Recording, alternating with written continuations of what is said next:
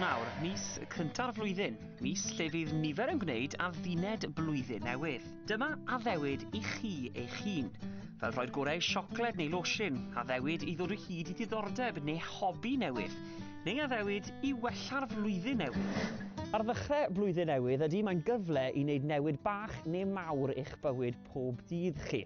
Ond ydy, mae yn gallu bod yn brofiad ddigon heriol ac i ni wedi dod yma i Ysgol Gymraeg Bro Morgannwg i glywed sut mae'r disgyblion fan hyn yn cael hwyl arni.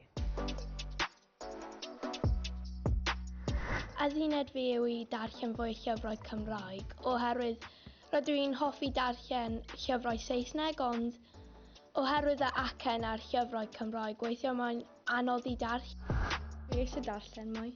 Probably just cael fel un llyfr a wedyn darllen a gweld faint mor hir mae'n cymryd i darllen e. Fy adduned i yw i fel cael fwy o ffit rwydd. Adolygu fwy cyn profion, felly fi mwyn hyderus pan fi'n canol wneud o. Ond mae'r rhan fwyaf o addunedau yn methu. Mae'n debyg fod 80% o addunedau yn dod i ben o fewn y mis cynta. Ac os nad ydych chi wedi gwneud un eto, wel dyw i ddim yn rhy hwyr i ddechrau ar yr her.